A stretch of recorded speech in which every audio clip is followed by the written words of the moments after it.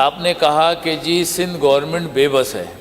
یہ ایک منظم انداز میں یہ ایک پورا جو سسٹم ہے کام کر رہا ہے. ان کے پیچھے باقاعدہ لوگ ہوتے ہیں جو باقاعدہ اسائن کرتے ہیں جگہوں کو, چوکوں کو, اور وہاں پھر یہ بھیک مانگی جاتی. کوئی اور آدمی پھر وہاں بھیک مانگنے نہیں کھڑا ہو سکتا.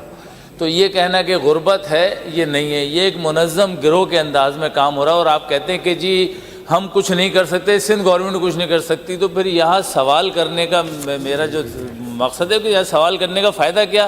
اگر گورنمنٹ بھی ان معاملات کو جو ہے یہ کہے گی کہ ہم کچھ نہیں کر پا رہے یا کچھ نہیں کر سکتے, تو پھر گورنمنٹ کا فائدہ کیا ہے؟ سر میں یہ جو پہلے وہ تھا کہ بیگرز کا, اب مسئلہ یہ ہے کہ پاکستان کا حال یہ ہے کہ دنیا میں کوئی ہمیں ویزا دینے کے لیے تیار نہیں ہے ان بیگرز کی وجہ سے. وہ یو اے ہو, وہ سعودی عرب ہو, ہمیں کچھ پورے پاکستان میں سر فیڈرل گورنمنٹ سے لے کے چاروں پروونسز گورنمنٹ ایسا قانون بنائے کہ اس عذاب سے ہم اپنی جان چھڑائیں. کورنگی میں کوئی ایک ریہیبلیٹیشن سینٹر بن رہا ہے کورنگی عملیر میں. Correct me if I am wrong, یہ شاید وہی اسکیم ہے جس کا تذکرہ میں نے شاید اپنی بجٹ اسپیچ میں بھی کیا تھا. کوئی 8-10 سال سے تو بن رہا ہے. مجھے جاننا یہ ہے اسپیکر صاحب, منسٹر صاحب سے, کہ یہ کس سال جا کے بن جائے گا؟ سر میں یہ جو پہلے وہ تھا کہ بیگرز کا, اب مسئلہ یہ ہے کہ پاکستان کا حال یہ ہے کہ دنیا میں کوئی ہمیں ویزا دینے کے لیے تیار نہیں ہے ان بیگرز کی وجہ سے.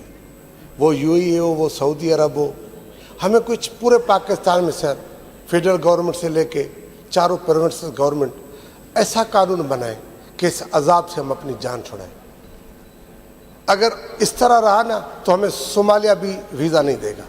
تو مہربانی کر کے منسٹر صاحب بتائیں کہ سندھ میں کیا کیا ہے, اور یہ فیڈرل کو بھی لیٹر لکھے, اور پورے پاکستان میں کوئی قانون بنے. آپ ہم سارے سر کسی سگنل پہ کھڑے نہیں ہو سکتے, گھر سے نکل نہیں سکتے, اوطاقوں پہ آتے ہیں تو وہاں یہ حال ہے.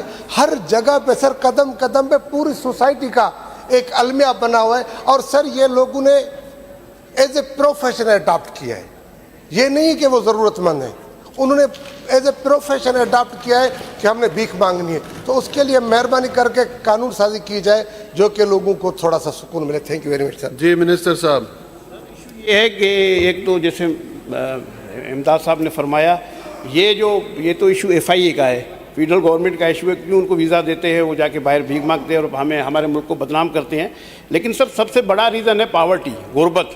جیسے میں نے پہلے ذکر کیا کہ غربت کی وجہ سے یہ لوگ کرتے ہیں یا پروفیشنلی بھی کرتے ہیں. اس کا ریزن یہی ہے کہ پیسہ ملتا ہے. وہ بچہ ہے یا کوئی عورت ہے, وہ روزانہ 1-2 ہزار روپے کما کے گھر پر لے جاتی ہیں, اس وجہ سے یہ چڑھ رہا ہے. لیکن ہم نے اس کے لیے, میں نے پہلے بھی گزارش کی ہے کہ ہمیں اس کے لیے ایک مؤثر قانون سازی کرنی پڑے گی. اگر قانون سازی نہیں ہوگی تو یہ کام ہم نہیں روک سکتے, کسی بھی لیول پر کوئی بھی نہیں روک سکتا ہے. اس کے لیے لیجسلیشن ہونی چاہیے, فیڈرل لیول پر بھی ہونی چاہیے اور پروونس لیول پر بھی ہونی چاہیے. آپ نے کہا کہ جی سندھ گورنمنٹ بے بس ہے.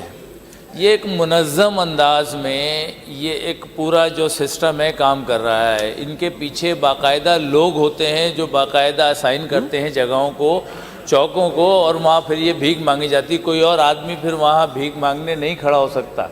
تو یہ کہنا کہ غربت ہے, یہ نہیں ہے. یہ ایک منظم گروہ کے انداز میں کام ہو رہا ہے. اور آپ کہتے ہیں کہ جی ہم کچھ نہیں کر سکتے, سندھ گورنمنٹ کچھ نہیں کر سکتی, تو پھر یہاں سوال کرنے کا میرا جو مقصد ہے کہ یہاں سوال کرنے کا فائدہ کیا؟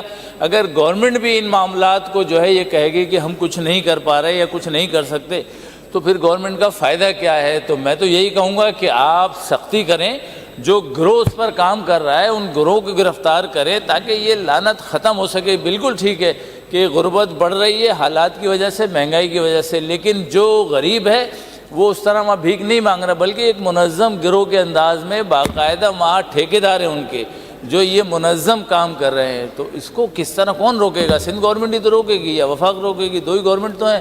وہ بھی کہیں جی ہم نہیں کر سکتے, تو پھر کیا یہاں سوال کا فائدہ نہیں کوئی. تو میرا یہی ہے کہ کیا کر رہے ہیں اس حوالے سے. جی منسٹر صاحب.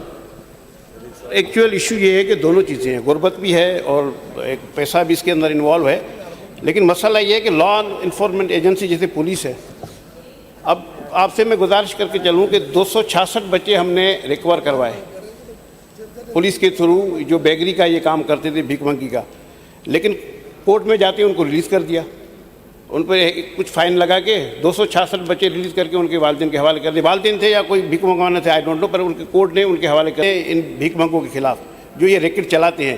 لیکن یہ کورٹ کا مسئلہ ہے، کام تو کورٹ کے تھرو ہوتا ہے نا، ڈائریکٹ سوشل ویلفیئر ڈپارٹمنٹ کے پاس کوئی پاور تو نہیں ہے کسی کے خلاف ایف آئی آر کرے یا کسی کو جیل بھیج دے، یہ تو کورٹ کا کام ہے۔ اگر کورٹ اس معاملے میں ہماری ہیلپ نہیں کرے گا اور پولیس ہماری ہیلپ نہیں کرے گا تو سوشل ویلفیئر ڈپارٹمنٹ سر ہمارے پاس تو کوئی ڈنڈا تو چھڑی تو ہے نہیں ہم لوگوں کو ہتھکڑی ڈال کے اس کو حوالے کر دیں۔ اسپیکر صاحب، ابھی منسٹر صاحب نے اپنے جواب میں تذکرہ کیا تھا کورنگی میں کوئی ایک ریہیبلیٹیشن سینٹر بن رہا ہے کورنگی املیر میں، correct me if I am wrong, یہ شاید وہی اسکیم ہے جس کا تذکرہ میں نے شاید اپنی بجٹ اسپیچ میں بھی کیا تھا، کوئی 8-10 سال سے تو بن رہا ہے۔ مجھے جاننا یہ ہے اسپیکر صاحب، منسٹر صاحب سے کہ یہ کس سال جا کے بن جائے گا؟ بس 25 کے میں انشاءاللہ یہ بن جائے گا، کیونکہ یہ جو کام ہوتا ہے ورکس اور سروس ڈپارٹمنٹ کرتا ہے، ہم تو ان کو جو ہے وہ دے دیتے ہیں، اس کے بعد کام ہوتا ہے ان کا، وہ ڈیلے کرتے ہیں یا کوئی ایشو ان کے ساتھ ہوتا ہے وہ تو الگ میٹر ہے، لیکن میں نے ان کے ساتھ میٹنگ کی ہے، انہوں نے انشور کیا ہے کہ 2025 تک ہم انشاءاللہ یہ آپ کو فائنل کر کے جو یہ اسکیمیں دے دیں گے۔